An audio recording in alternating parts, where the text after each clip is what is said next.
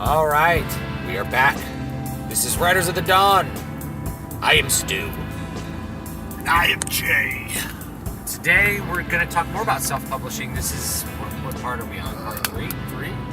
Part 3. We're going to talk about launching a book, Pre-orders. Promotion, keywords, website. SEO, all that kind of stuff that you need to know. Yeah. The thing is, we talked about this back on the first sort of podcast in this series. Yeah. You have to think about why you're writing a book and why you want to publish it. Because if your goal to write a book and publish it is to, feel good about yourself as an artist, then you don't really have to worry about a lot of this stuff. Yeah. You can put it out and have it exist. That's like a base level motivation for me, is I want the stuff to exist. Yeah. But if your goal is to get people to actually read your story, if you want people to actually experience your art, then you do have to think about being competitive in a competitive marketplace and doing what you can to connect your book to the readers who actually want to read it. And I feel like we've repeated that like a million times. Every single day. And my attitude towards it is, if you write a book for it to exist and nobody reads it, does it exist? Yeah. This is kind of an issue that I think a lot of creative people have, is that, well, I just have this urge to create, and it's all I want to do is, I don't care about the money. And for me, I just think nobody does anything for free. Why do you want to do something for free? I mean, you put a lot of time into writing a novel, and it gets easier over time, but man, you're talking a huge time sink into a novel, and to not have any kind of return on that, you're going to burn out so fast. Even the psychic return. The psychic return, to me, is much more powerful than the financial return. Yes. Because the psychic return is somebody liked my story. Somebody read it and enjoyed it, and saw the things in it that I wanted to present that I thought were good. When somebody leaves me a review and says how much they like something and what they liked about it, it really, it's a very satisfying experience. If somebody says they don't like it, that actually doesn't hurt my feelings, because I know there's other people who do like it. Yeah. You don't have to like everything I do for me to feel good about myself. What really matters to me is that people took a chance on the book and felt like they were rewarded for taking that chance. Yeah. That's a really cool feeling. And so the psychic return for me is bigger than the financial return. But you're not going to get either one unless you can help people know that your book exists and that it's something that they should read. Yeah. So the first thing we mentioned was setting up a pre-order, but I feel like before we can even really get into the mechanics of how to do that, you have to have a platform. And we've talked a lot about platforms in the past, and even in the past on this series. But a platform really consists of you having your own website that people will go to, people can see, and you can do promotion through people coming to see what you're doing. So your website is likely going to be the first place that people experience this idea of a pre-order or pre-sale. So they might see your website through social media, they might see it through Twitter, they might see it through Facebook, but they're going to go through your website and then to your Amazon page. Now to get people to your website, there's this other thing that we've mentioned a couple times called SEO, or search engine optimization. And this is really important, and I've known about it for a long time, and I've messed with it how I thought it worked in the past, and I actually just recently started using a WordPress plugin on my website called Yoast Seo. There's a paid version which has a lot more features to it, but essentially what it does is it takes your page, you set up a list of keywords through things like, author, fantasy, urban fantasy, things like that. Then as you write blog posts, each individual post, you set up keywords, which helps index your post to Google. So when people search with those specific keywords in mind, your post is more likely to show up. So if you're writing, if your book that you're wanting to set up a pre-order for is high fantasy, so let's say, let's use Stu's book as an example. Waters of Awakening, high fantasy, magic, fae realm, fairy tale. Let's say all of those would be kind of keywords that people might search in order to find something like that. Well, you want to first of all have your pre-order set up, and in order to have a pre-order set up, you have to have a book cover. You already have to have a book cover. You have to have all the other stuff we talked about. Yeah. You have to have a properly formatted ebook. Mm-hmm. You have to have a book cover. You have to have a description. We should talk about descriptions and stuff. But before let me finish this idea there. So once you have all of that, then you've got what's called your funnel, your sales funnel. So basically, then you write a bunch of blog posts about your genre. So that you have a bunch of different posts that if people search up those keywords will rank high on a Google search. And then each one of those posts needs to independently link to your pre-order page, so that you have many different ways that you can find readers who are interested in what you're talking about and get them to your pre-order page. Now, your pre-order, when you set up your book on Amazon, again, we talked about this, you also have these keywords that are you want to make sure line up with what you did through your website, because that's how people don't just search for your books on Google, they're going to search through Amazon too, and you want to be able to make sure that lines up as well. But then that gets into description, so let's talk about description. Yeah, so here's the whole thing about SEO before we go on. A lot of people think that SEO is like gaming the search engine to like manipulate people or something like that. You hear some of this stuff and you're like, oh, this is like what that guy at the Oatmeal did to get people to read his page when he didn't offer anything they wanted, whatever it's going to be. No, what SEO is somebody actually, you're trying to get the people who actually want your product. Yeah. You're not trying to like fool people or things like that. You're trying to get the attention of people who might read your book. And you're going to do that by optimizing it so when they are searching for particular terms, you are helping them with the information they're seeking. Yeah. One of the things that Derek Murphy says that you can do as a really easy blog post to get attention of readers is a top 10 books in your genre. So we talk about this guy Derek Murphy. He just has a ton of information out there that's way this more advanced play of how to use the digital marketplace to sell your books for you, to basically make it so that you're actually connected to people who want to read your book. So you make, if you're writing in high fantasy, my top 10 high fantasy books. Yeah. And then you make a list of your 10 favorite books in that genre and talk about why you like them. And a lot of people will search that. They're like, I want some more high fantasy books. Let's type that into Google.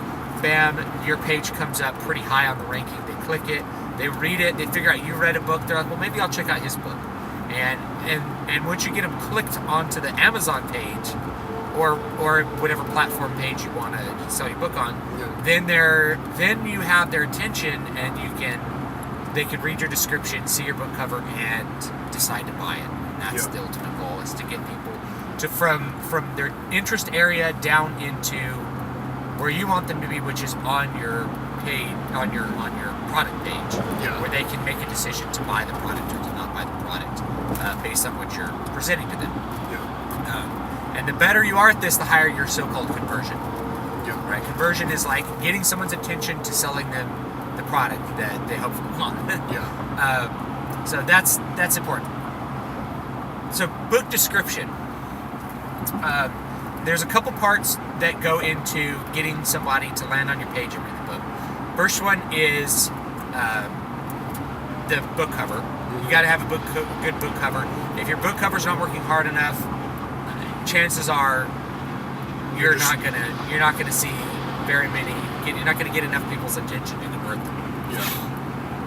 And your book cover and your description go hand in hand. The book cover will always be the first thing that they see. So hopefully it's interesting enough that they'll click on it. Then your description needs to grab them immediately. A lot of times you'll see like a one sentence grabber, and it's not like a log line. That's not how your description would work. A log line, if you want to go back and listen to our discussion on screenplay writing, would be like a 2-sentence description of what happens. This is more like, so imagine, maybe in character. I thought this was happening, but then it turned out it was this. Yeah, you want to grab them with that intrigue hook right away. Yeah, imagine if Matrix was a book. What would you have for the first line? What if I told you everything you knew about the world was a lie? Yeah. Right. That would be like the grabber, because that's it. That's the Matrix. Yeah. What if I told you everything you knew was a lie, and then someone sees that and they're like, oh, interesting. I've tried a bunch of different book descriptions for my books. And for Muramasa, I had a quote, but I found I actually had better conversion by just going right into the description of the story. Yeah. And because that's what the people in my genre wanted. They didn't want a teaser. They didn't want a teaser thing, because I had this thing that was like, all men die by the sword, my sword, Yeah. which is cool, but it didn't give people enough information right away for them to decide if that was interesting. But if I said, a mysterious killer is ravaging the countryside, and Yoshio is on his trail with beautiful and enigmatic Amaya as his guide, right? And it's like, oh, this sounds like a cool mystery story. I'm right away, I'm keying into what the story's about and whether that is going to appeal to someone. It's like it's got supernatural stuff. It's a mystery. It's set in Japan, in feudal Japan. There's a cursed blade. Like you get all the information you need to buy Muramasa. Then you decide, you know what, I want to read this story, and you click the purchase button, and your life is forever altered by the greatness of my work. So the description's really big, and what's cool about digital and selling stuff on Amazon directly is that you can change that as many times as you want, as frequently as you want, to do whatever you want. If it's not working, you can change it. And I've changed mine a bunch of times just to see what works and see what doesn't work, and to try to help my product, to try to make my product give a little bit better consumer product information. Because if somebody doesn't buy it, there's two possibilities. Possibility one, which is the more likely no matter what, which is it's not the book they want to read. Yeah. Possibility number two is that you didn't hold their attention and give them the correct information for them to know it was the book that they wanted to read. Yes. Which is a fixable problem, and the problem you need to be constantly working on. Yeah. If you're not giving them the right information, if you're not cueing into the right things that a reader wants to see in a genre. So like mine is samurai fiction. If I'm not cluing into the stuff about feudal Japan that interests somebody in that genre, it's like a same but different kind of thing. It's like, oh, it's feudal Japan, there's a killer swords, demon blade. Oh, the supernatural stuff. I kind of want to read one with some supernatural elements. I'll read this one. Yeah. It gives them the information that they need to actually do that. Or they could be like, I don't want to read a samurai novel that's got like magic and stuff. I'm just skipping it, which they probably wouldn't like in the book. Yeah, which is okay. And you don't want those people to read the book, because they're the people who are going to give you a bad review. Yeah, but it's because they would have the wrong expectations. Yeah. So you don't want your description to give people the wrong expectations. You want to give it the correct expectations, and then make a good decision. So the description's a big part. We want to talk about pre-orders. And once you have that, you can do a pre-order. Yeah. So pre-orders, there's no reason. There's a reason not to do them, and there's reasons to do them. Mm-hmm. The reason not to do them is that it gets it to market faster. Yes. And it also boosts all of your pre-order sales count as day one sales. That's actually okay. So No, that's not true. yeah, Amazon Okay. has changed that. Oh. So it will count for your first. They sort of spread the metric out over the first like 2 weeks. I see. So, and I'm not sure why exactly. You could still. I mean, they still are important, but it's not like you're going to have this immediate because like if you spend a lot of money, you can get like your pre-orders to be really, really high in your genre, and it'll just immediately make you a #1 bestseller. Yeah. And then that's the goal, right? That's, and then you that's have that the goal, badge. 'cause you and have the then badge, and whoo, is that badge good for marketing? But Amazon was aware of that, and they're like, it's not representative of the popularity of the book overall in the genre. Yeah. So we're going to spread the pre-order sales out with our, they have mathematicians working on the stuff behind the scenes, and the whole goal is to make the consumer product experience better. Yeah. That's what Amazon's goal is. They don't want to have a bestseller sticker on something people don't want to buy, that people don't like. So it spreads it out over a certain amount of time. So you still have to make sales after day one if you really want it to make a difference. But if you have a big enough pre-order, it'll still make you a bestseller anyway. Yeah. The thing about pre-orders is that it's kind of advanced play, and I've run one pre-order so far. Yeah. Otherwise, I've just put stuff on to the market. And I ran that one pre-order because I really wanted to test out this whole process. I got a lot of pre-orders on a 99-cent ebook, and it didn't make my book go #1 in the genre at all, because I didn't make any sales after that pre-order.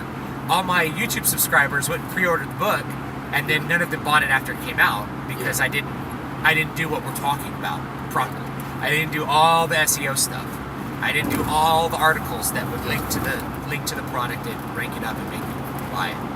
I didn't have quite the right book cover for the genre. It was a sci-fi book, and I didn't have a spaceship on the cover. Yeah. And it's something that I am aware that I did a really cool cover, and I really like it, but it's not working. Yeah. So at some point, I'm going to have to change it here in the near future, and then do these things. And you can do these things after the fact. You don't have to do them after the pre-order. Yeah, because it still exists, and you can change your cover file at any time.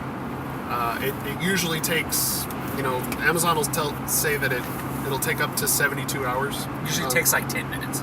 Yeah, It's it usually happens pretty quick. Yeah. It took I recently changed the description for Cloaked in Darkness, and it took about 2 hours for it to show up. But like my book, when I first uploaded it, it took, I don't know. We were going on vacation right when that happened. So we'd been driving for like 3 hours after I put it up, and it was up after that. So that was really cool. But just like we said, there's any time you can change that when you feel like it's not working. Yeah, if you feel like it's not working, you can change it. So if your pre-order isn't big and your launch isn't big, don't worry about it, right? Yeah. Play the long game. The whole idea here is that, and we should also talk about like multiple books. Yeah. You have to kind of play a long game if you're in the indie publishing business. Yeah. Which is, the long game is not book 1 or even book 2, but really book 4. Yeah. Your 4th book is really when, and that's what Water of Awakening is going to be for me. The 4th book is really when you should be like, really putting some money into it. You should be practicing this stuff, and so when you get to the 4th book, your 4th or 5th book, you're really gonna make a little splash and attract some readers. Yeah. And this is something that if you're still in the mindset of traditional publishing, and you think about your 4th book, and you're comparing yourself to people like Patrick Rothfuss, who's only written 2. And you're like, oh, that's 10 years from now. No, this is the thing about indie publishing, is you have to be agile, you have to be writing, you have to be more productive. But the traditional publishing business for years had this belief that the market would not accept more than 1 book a year per author. Yeah, and that's just not the case. So Stephen King used to write his books under all kinds of pseudonyms. Yeah. Because he wrote like 6 books a year. Yeah. And long books, not like 6 little 50-page books. We're talking long books. He wrote like 5 or 6 of them a year, and the publisher's like, we're not going to publish any more Stephen King books right now. You put out like 3 this year. It's too many. And so he started putting them out under Richard Bachman.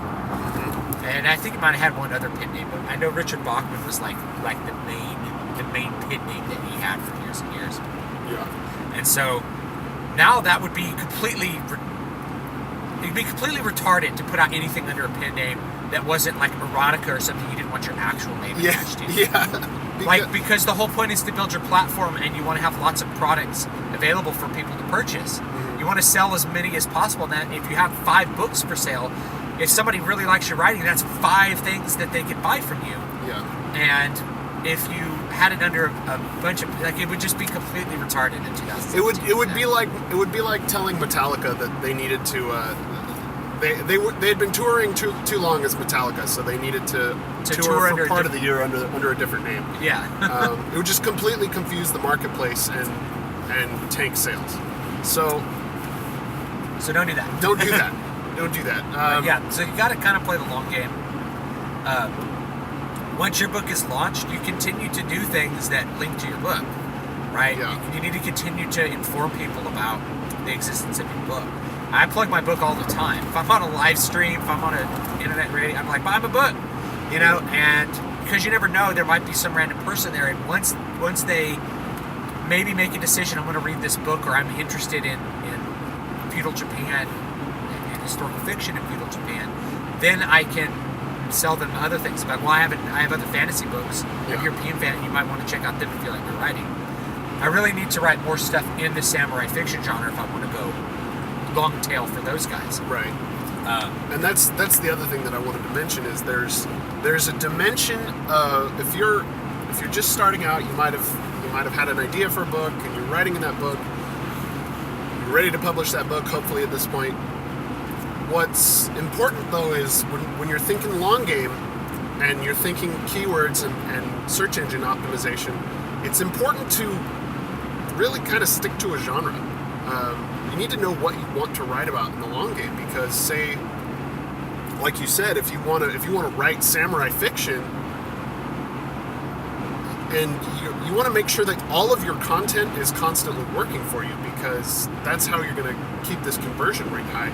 If you're only working on one book at a time, that's not going to be helping your conversion rate as much as if one piece of content is covering the breadth of your work. Yeah. So this is this is kind of a long game kind of thing. If you're in one genre, it's a little bit easier. Yeah. And the thing is, I write in multiple genres, and that's because I'm in a phase. First of all, as a writer, I like to write lots of different things because I read lots of different things. And I always looked at it as like Stephen King wrote in a bunch of different genres. Like, I know everyone thinks of him as a horror writer, but he wrote high fantasy, he wrote urban fantasy, he wrote fairy tales, he wrote like all kinds of things that people don't think about as being Stephen King. But I want to see what people want to read of mine. Yeah. Before I start like hitting a genre really hard. Like, people seem to really like my samurai fiction, and I actually hadn't considered that would be like my main genre. And my main genre I wanted to write in was actually high fantasy. And so this next book's going to be high fantasy, and we'll see how people like it. But if it's one of those things, if you're kind of looking, if I down the road, if I'm looking at things and it's like, people are always asking me when the sequel to Muramasa is coming out. and my answer is it'll come out when I have a story. Yeah. Because I didn't really write that book with too many sequels in mind. Like, the characters are still there; they can have another adventure. Something else can happen to them, but I really wrote it as like my narrative structure in mind to develop that story. But if it's one of those things that it's like, that's what the market really wants me to write, is this style and this genre and this setting, then I'll write another book in it for sure. Even if it's not those characters, I have plenty of other stories I can write, supernatural stories in feudal Japan, and have them be really fun and interesting. There's other stories, I could write there. And that's kind of, that might be a long game kind of thing. Right now, I'm content to try to write in some different genres and see what people like. Yeah. I did make a splash in sci-fi, but I made a splash in samurai fiction. Yeah. And that's cool. That's fine. That makes me happy. Makes me happy. Yeah. So, let's see. We talked a little bit about the pre-order. Getting reviews. So the 3 parts of your landing page on Amazon. Your cover. If your cover is unprofessional, the immediate assumption from a consumer is this guy's a schmuck. Yeah. Next, if you have a bad cover, it's really hard for readers to get past it. You have to do so much extra work to try to convince them to overcome a crappy looking, unprofessional looking cover. Yeah. Well, because with blurry images or people want to take you seriously, and a bad cover is a signal that you don't take yourself seriously. Yeah, if you don't take yourself seriously enough to get a good cover, then no one else is going to take you seriously. The second thing is the book description, which is an important piece of consumer information. The third one is reviews. So consumers going to do a couple things. They're going to see the cover, click it, read the description, look at reviews, and then make a decision. So getting reviews is a really hard thing. This is why early on, you probably don't need to worry about pre-orders. Because I had a bunch of pre-orders and they didn't end up converting into reviews. Yeah. So people pre-ordered it and they read it, then they didn't go back and review it. Yeah. And most people don't review things. So the reviews have to be organic and it has to take time. And you have to use that platform to get people to, and Amazon doesn't like you to ask people for reviews.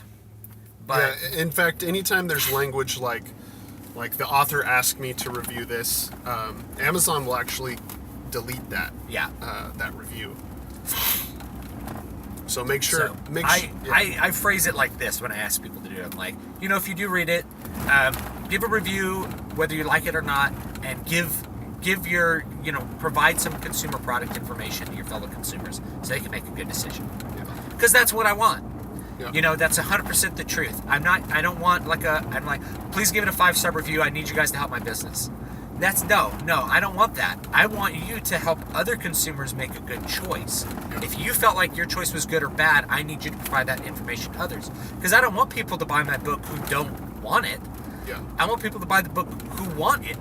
Yeah, exactly. And so I want relevant information, whether it's good or bad. I don't want irrelevant information because there's no, if you convince a bunch of people, and this will hurt you in the long run. If you convince a bunch of people to buy and review your book who don't like it, and if you somehow are like a great salesman and you convince people to buy an ebook, if you convince them to buy a $10 ebook, and it's not $10 worth of awesomeness, they're going to give you a 2-star, 1-star review, and that's going to hurt you. Yeah. You don't want that. You want, if somebody's going to buy a $10 ebook from you. And I don't recommend a $10 ebook. We should talk about pricing. We'll have to talk about pricing. We're at the very end here. I'm going to say pricing real quick. 99 cents if you're starting out, or free. And there's some ways that you can do perma-free. That's gonna get you more reviews. Not more than $2.99 unless you feel like you can deliver value at $4.99. Not more than $4.99 pretty much ever for an ebook. $10.99 only if it's like, I can't even, unbelievable value for $10.99. Like all the books in a series would be $10.99 in ebook format, or like a really serious nonfiction book. Yeah. Like how to grow your wealth in 10 easy steps might be a $10.99 ebook. Yeah, if it works. If it works. And you got 100 5-star reviews. It's like, this is great. I made $20K this year. I saved $20,000. I had $20,000 extra dollars in my bank account thanks to what's said in this book. Then people are going to look at that and immediately understand the value is there and buy a $10.99 ebook. Anyway, that's all the time we got. This is Jay. You can find me at MatthewJWellman.com. This is Stu. You can find me at DavidBStewart.com and DBSPress.com. We will see you next time.